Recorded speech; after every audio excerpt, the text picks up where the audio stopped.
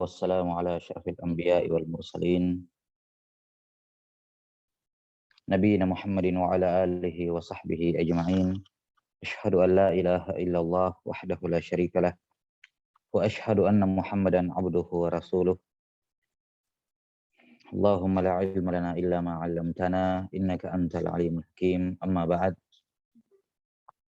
Baik, kita lanjutkan penjelasan dari kitab Al-Qawaid, Syarah Al-Manzumah Al-Qawaid Al-Fiqhiyah dari Syekh Abdurrahman bin Nasir As-Sa'di rahimahullahu taala. Al-Mutawaffa sana 76 wa 70 wa 300 ba'da alf min al-hijratin nabawiyah.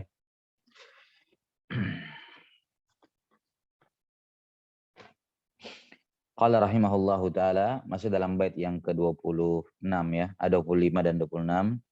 Qala wal khata'ul ikrahu wan nisyanu asqatahu ma'buduna ar-rahmanu lakin ma'al itlafi yasbutul badal wa yantafit ta'simu anhu wazzalal.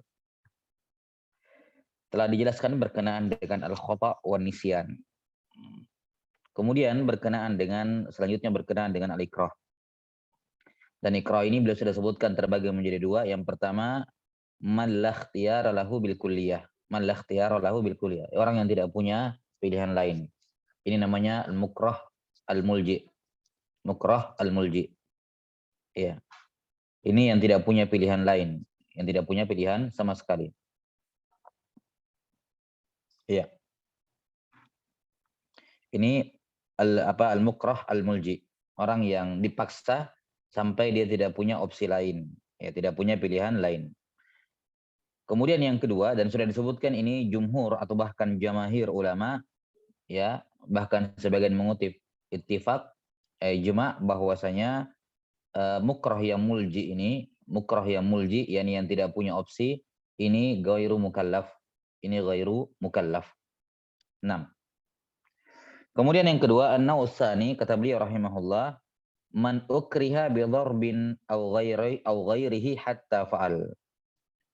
Ya, orang yang dipaksa melakukan sesuatu dengan diancam dengan dipukul atau selainnya sampai dia mengerjakannya. Fa hadzal fi'lu yata'allaqu bihi taklif.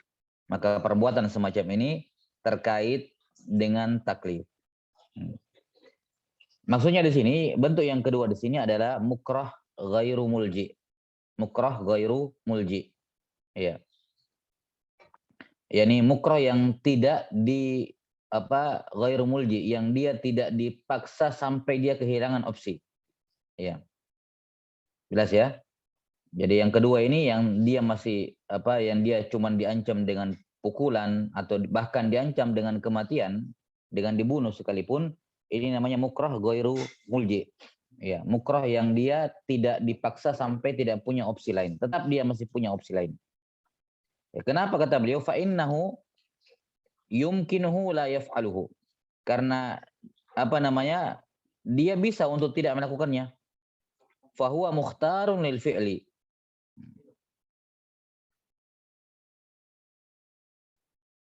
Maka dia punya pilihan untuk melakukannya. Lakin laisa gharaduhu nafsal fi'li. Ya, namun tujuannya atau niatnya bukan untuk melakukan perbuatan itu pada dasarnya, bal ya daf'ad darari anhu. Namun tujuannya untuk mencegah mudarat dari dirinya. Fa huwa mukhtarun min wajh ghairu mukhtarin min wajh wa li hadza ikhtalafa an-nasu hal huwa mukallafun am la. Maka dari satu sisi dia mukallaf, dia mukhtar, punya opsi, dan di sisi lain dia tidak punya opsi. Nah, karena itulah para ulama berbeda pendapat dalam masalah ini. Baik. Semisal seorang yang dikatakan, kalau kamu tidak membatalkan puasamu, maka saya pukul misalnya. Kalau kamu tidak membatalkan puasamu, saya pukul. Dengan pukulan yang sampai sampai ya mungkin tidak mati tapi lumayan. Ya. Maka di sini di satu sisi dia punya opsi untuk tetap menjaga puasanya dan menerima ancaman tersebut. Ya, menerima ancaman tersebut. Opsi yang lain, dia tidak ingin dirinya celaka. Ya, di sisi lain maksud saya, dia tidak ingin dirinya celaka.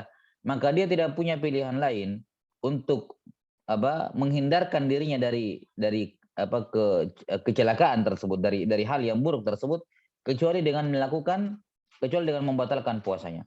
Maka di satu sisi ketika dia membatalkan puasanya, di satu sisi dia mukhtar. Ya. Ketika dia membatalkan puasanya, di satu sisi dia punya opsi. Apa opsinya? Ya, ini menerima pukulan tersebut. Menerima pukulan tersebut.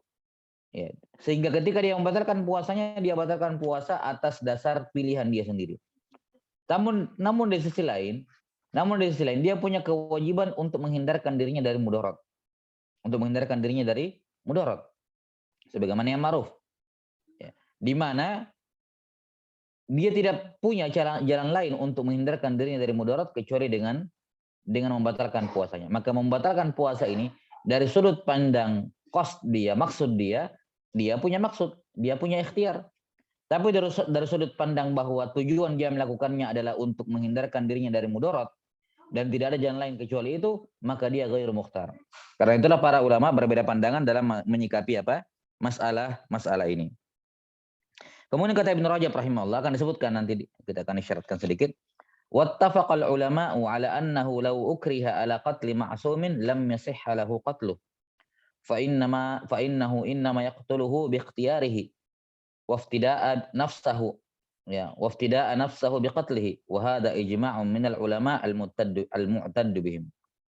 Nah, kemudian sebelum kita isyaratkan lebih jauh sedikit tentang masalah ikrah ini atau mukrah ini, di sini Ibnu Rajab rahimahullahu taala mengatakan bahwasanya ini terkait dengan pembahasan darurat, kaidah darurat. Memang betul di antara kaidah adalah ad-dararu yuzal. Di antara kaidah adalah apa? Ad-dararu yuzal. Karena itu telah berlalu, ya, falaisa wajibun bil iqtidari wala muharramun ma'adh-dhirari. Tidak ada yang diharamkan ketika seorang dalam keadaan terpaksa, betul. Ya. Namun penerapan kaidah ini demikian pula berlaku padanya kaidah irtikab akhaful darrain wa ridduhu tazahumul mafasidi yurtakabul adna minal mafasidi, ya.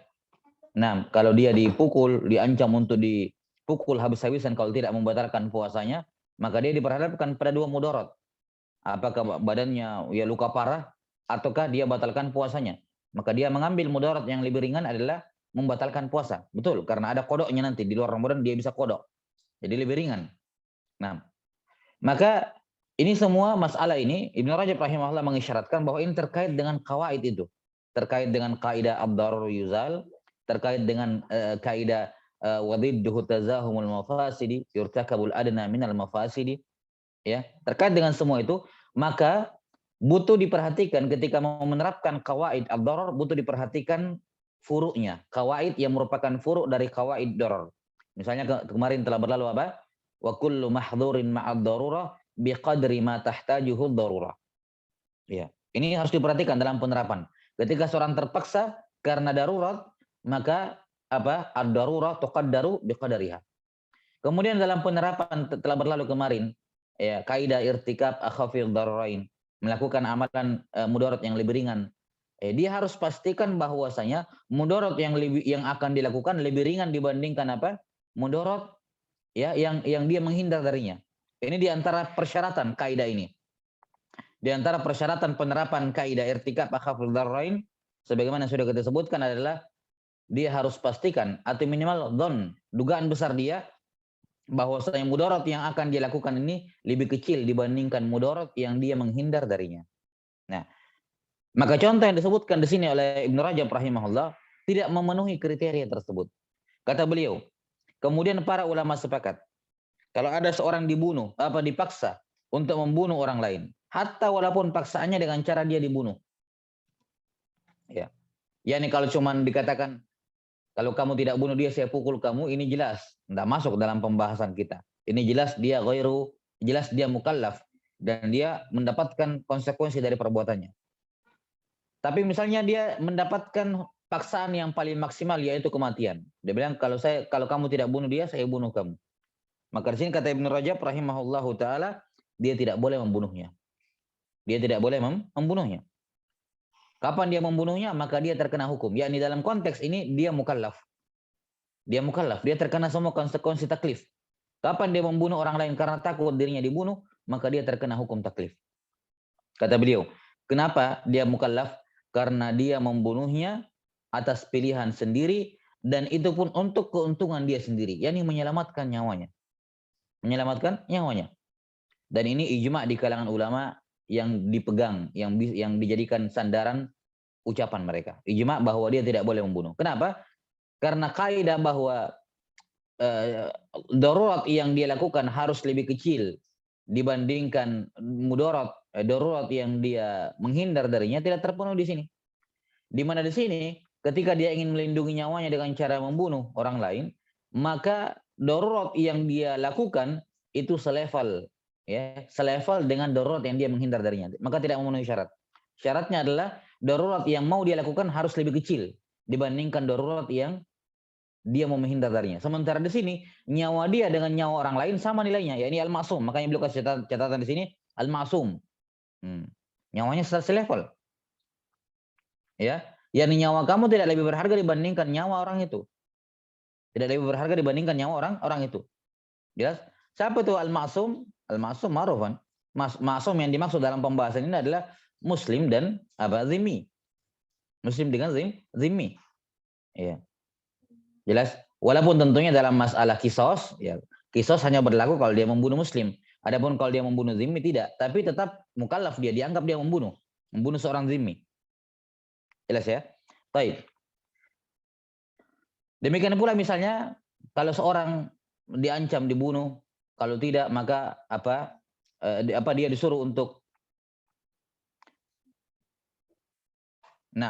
misalnya dia disuruh untuk merusak kehormatan seorang wanita, kalau tidak dia dibunuh, dia diancam.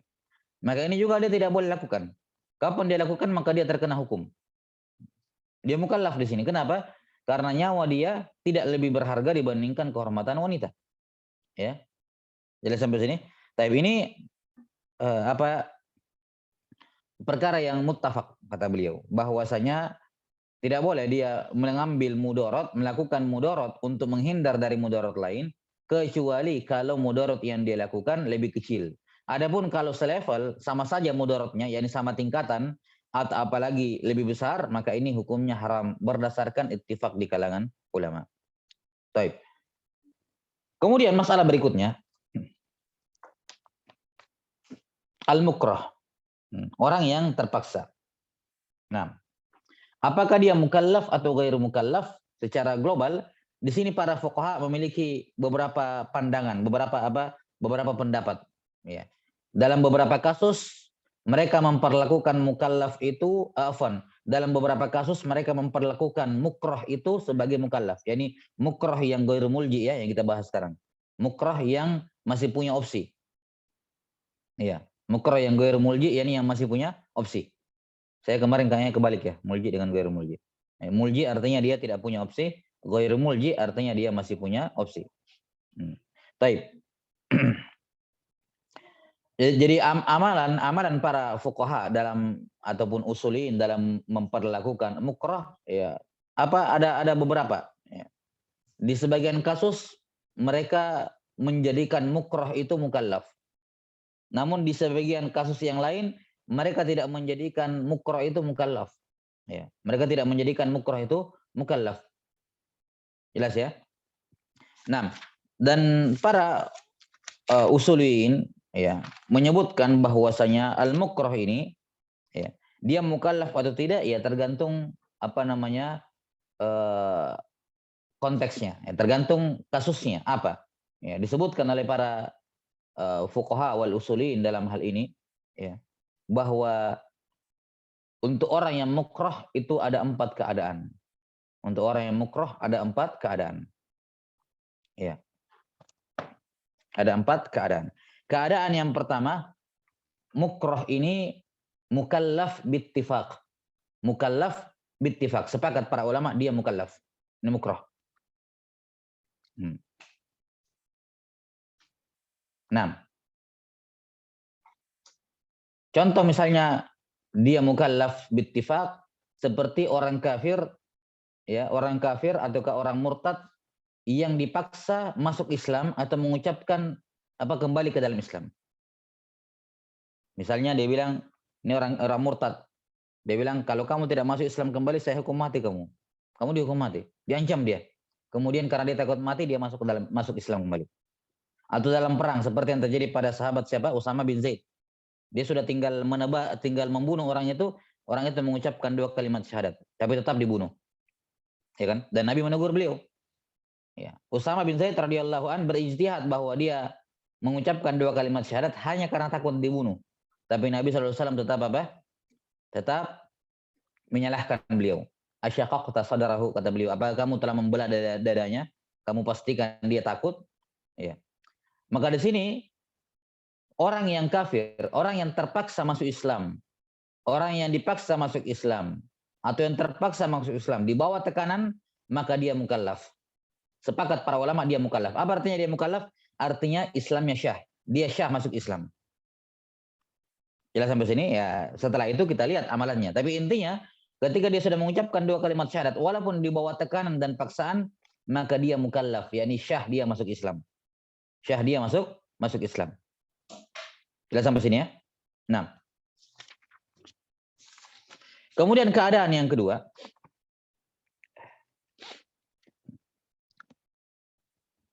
Kemudian keadaan yang kedua adalah dia mukallaf tapi alal asah. Jadi ada khilaf dalam masalah ini, cuman yang benarnya dia mukallaf. Cuman yang benarnya dia mukallaf. 6. Contoh misalnya disebutkan oleh An-Nawawi rahimahullahu taala, orang yang dipaksa berbicara dalam salat. Orang yang dipaksa berbicara dalam salat. 6. Misalnya ada seorang sedang sholat, kemudian ditodong dari belakang, dia bilang, kamu bicara dalam sholat. Kalau kamu tidak bicara, saya bunuh misalnya. Lantas orang ini berbicara dalam sholatnya, ya, maka dia dianggap mukallaf alal asah. Yakni menurut pendapat yang lebih tepat, sholatnya batal. Karena dia dianggap berbicara dalam sholat. Walaupun dia berbicara dalam keadaan terpaksa.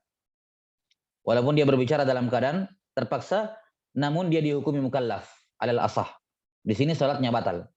Tapi kan saya dipaksa berbicara dalam sholat. Iya, walaupun dipaksa, di sini fuqaha memperlakukan dia orang seperti ini sebagai mukallaf, walaupun dia dipaksa. Ya, contohnya adalah orang yang dipaksa berbicara dalam sholat, ya, berbicara dalam sholat, atau dipaksa untuk melakukan pembatal sholat di tengah-tengah sholat, maka sholatnya batal. Ya, ini dia mukallaf. Jelas? Ya, ini seandainya dia bukan mukallaf, sholatnya tetap lanjut. Kan begitu, sholatnya tetap lanjut. Tapi karena dia dianggap mukallaf, maka sholatnya batal. Kemudian yang ketiga, ada yang mukroh yang dia ghair mukallaf bittifaq. Yani jelas dia bukan mukallaf. Ada yang mukroh dan dia bukan mukallaf bittifaq. Nah, dia bukan mukallaf bittifaq. Contohnya seperti kisah Ammar bin Yasir. Illa man ukriha wa qalbuhu mutmainnun bil iman. Jelas ya? 6. Yani orang yang mengucapkan kalimat kufur karena takut dibunuh. Lihat ya kebalikannya. Kalau orang yang masih Islam karena takut dibunuh, dia mukallaf. Tapi orang Islam yang mengucapkan kalimat kufur karena takut dibunuh, dia ghair mukallaf. Artinya ghair mukallaf apa? Itu tidak berpengaruh. Selama qalbuhu mutmainnun bil iman. Ini ghair mukallaf qat'an. Sepakat para ulama. Kemudian jenis yang keempat, ada yang dia ghair mukallaf alal asah. Ini ada khilaf, tapi yang lebih tepatnya dia bukan mukallaf. Ya. Al-mukrah ghairu mukallaf alal asah. Contohnya orang yang melakukan pembatal puasa dalam keadaan terpaksa. Orang yang melakukan pembatal puasa man ukriha ala alal iftar, yang terpaksa untuk membatalkan puasanya. Kita tahu dalam pembahasan puasa, di sini ada khilaf, tapi alal asah dia ghairu mukallaf. Alal asah dia ghair mukallaf pada kasus puasa ini. Ya, semisal itu sudah dipelajari dalam pembahasan puasa tentunya, dalam pembahasan mubtilat as-siyam, ya, pembatal-pembatal puasa, bahwa semua pembatal puasa hanya membatalkan puasa kalau seorang melakukannya dalam keadaan memenuhi berapa? 4 syarat. Yang pertama adalah alim, 3 syarat ya, alim, kemudian amid, dan mukhtar. Ya kan? Alim, amid, dan mukhtar. Semua pembatal puasa hanya membatalkan puasa kalau ya seorang melakukannya dalam keadaan alim, dia tahu itu pembatal puasa. Yang kedua adalah amid, terpaksa amid pilihan dia sengaja, bukan tidak sengaja, bukan lupa. Dan yang ketiga mukhtar, bukan terpaksa. Ya, ini dhabit, ya, dhabit dalam pembahasan puasa. Bahwa semua pembatal puasa hanya membatalkan puasa kalau dilakukan atas dasar alim, amid dan mukhtar. Summa qala rahimahullah. Ini selesai ya 4 keadaan, dan dari sini kita bisa melihat, kita bisa mengelompokkan bahasan-bahasan di kalangan fuqaha. Dapat orang mukroh, oh ternyata di sini dia mukallaf, dia masuk di jenis sini. Ya. Oh ternyata di kasus ini mukroh dia mukallaf atau ghairu mukallaf dan seterusnya. Baik. Qala rahimahullah. Tsumma dzakara ba'da hadza anna al-ikraha 'ala al-aqwali ma'fun anha la ya'tamul insan idza ukriha 'alaiha. Setelah itu Ibnu Rajab menyebutkan bahwa ikrah, dipaksa melakukan suatu ucapan, dipaksa mengucapkan suatu ucapan, dimaafkan dan tidak berdosa kalau dia dipaksa. Wa annal ikraha 'alal af'al fihi khilafun bainal ulama. Sementara mukrah dalam perbuatan itu adalah khilaf di kalangan ulama. Iya. Baik, sudah ya. Jadi dia kalau dia di sini katakan ikrah 'alal aqwal. Ikrah 'alal aqwal ma'fun anha, dimaafkan dan tidak ada dosa. Tentunya yang dimaksud di sini adalah apa? Ya, dipaksa dipaksa untuk walaupun di sini ada tafsil ya, ada tafsil dalam seperti misalnya dalam masalah asy-syahadah. Ada perincian di kalangan ulama dalam masalah ikrar di situ pada sebagian bentuknya. Pada sebagian bentuknya. 6. Baik. Misalnya ikrah alal ikrar ya atas sesuatu yang dia tidak lakukan, ya, atas sesuatu yang dia tidak lakukan, berbeda hukumnya dengan dipaksa dia untuk mengikrar sesuatu yang jelas-jelas dia lakukan. Ya, yang jelas-jelas dia lakukan, itu berbeda hukumnya. Jelas ya? Dipaksa untuk mengakui sesuatu yang dia tidak lakukan dengan dipaksa untuk mengakui sesuatu yang jelas-jelas dia lakukan. Ini tentunya kan berbeda hukumnya. Ya, karena itulah di sini apa yang disebutkan oleh Ibnu Rajab dalam akwal, yakni orang yang dipaksa mengucapkan sesuatu, ya, mengucapkan sesuatu ini ma'fun anha dan tidak berdosa, yakni secara umum. Pada beberapa kasus dia terkena hukum, ya, berlaku padanya taklif seperti tadi paksaan mengucapkan 2 kalimat syahadat. Ya. Sementara dalam af'al ini khilaf di kalangan ulama. Taib intaha kalamuhu rahimahullahu taala.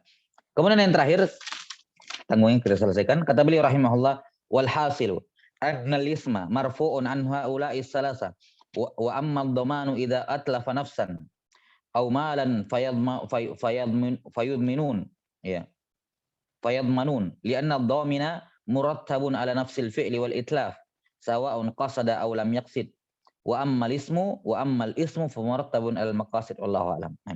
Kemudian kesimpulannya bahwa dosa itu terangkat dari 3 orang ini. Jadi karena dosa itu kaitannya dengan taklif secara umum. Adapun abdoman yang mana ini merupakan ahkamul wada'iyah, bukan ahkamut taklifiyah, ya. Maka kalau dia merusak atau menghilangkan nyawa orang lain atau menumpahkan darah orang lain, ya. Demikian pula kalau dia merusak atau menghilangkan harta milik orang lain, maka mereka harus mengganti. 3 orang ini wajib untuk doman. Kenapa? Karena doman, ganti rugi, ini terkait dengan perbuatan dan pengerusakan, baik dia maksudkan maupun tidak, baik sengaja maupun tidak. Sementara dosa kaitannya adalah dengan maksud atau dengan niat, Allahu a'lam. Yani intinya bahwa yang terangkat di sini hanyalah ahkamut taklifiyah. Adapun ahkamul wada'iyah tidak terangkat. Ahkamul wada'iyah tetap berlaku. Ya. Ini maksud dari kalimat-kalimat beliau, lakin al-musannif ya, lakin ma'al itlafi yasbutul badal wa yantafit ta'thimu anhu wazzalal. Yani yang terangkat hanyalah apa? Hanyalah ad-dhaman. Itu pun tentunya di sini akan ada perincian ya, ada perincian di kalangan pada sebagian bentuk. Karena di antara kaidah yang berkenaan dengan masalah ad-dhaman ya, kullu ma tawallada an ma'dzunin ghairu madmun wa kullu ma tawallada an ghairi ma'dzunin ya madmun. Semua efek samping yang lahir dari amalan yang diizinkan maka tidak ada dhaman, tidak ada ganti rugi. Dan semua efek samping yang lahir dari amalan yang tidak diizinkan oleh syariat maka di situ ada ganti rugi. Nah, ini kaidah atau dhabit khusus berkenaan dengan ad-dhaman. Insyaallah taala mungkin akan disebutkan nanti di kawaid berikutnya. Tapi intinya di sini bahwa bagi orang yang lupa, tidak sengaja atau terpaksa, kemudian dia membunuh orang lain, misalnya dia menumpahkan darah orang lain, atau membunuh orang lain tidak sengaja. Al-qata ghairu amd, al-qatl ghairu amdin atau syibhul amd misalnya. Ini hanya menggugurkan dosa darinya dan dia tidak terkena kisos. Namun dia tetap wajib membayar. Ya kan? Tetap wajib membayar. Demikian pula lupa. Nah, kemudian dia demikian pula ketika dia terpaksa. Ya, maka semua konsekuensi maliyah yang dilakukan oleh 3 orang ini, maka wajib bagi dia untuk dhaman, mengganti rugi. Nah, wallahu taala a'lam bis-shawab. Baik, naktafi. Wallahu taala a'lam bis-shawab. Nas'alullah ta'ala yu'allimana mimma yanfa'una wa ayyanfa'ana bima 'allamana. Innahu waliyyu dzalika wal qadiru 'alaih. Subhanakallahumma bihamdik asyhadu an la ilaha illa anta astaghfiruka wa atubu ilaik. Alhamdulillahirabbil alamin. Sallallahu ala nabiyina Muhammadin wa ala alihi wasallam. Assalamualaikum warahmatullahi wabarakatuh. Waalaikumsalam.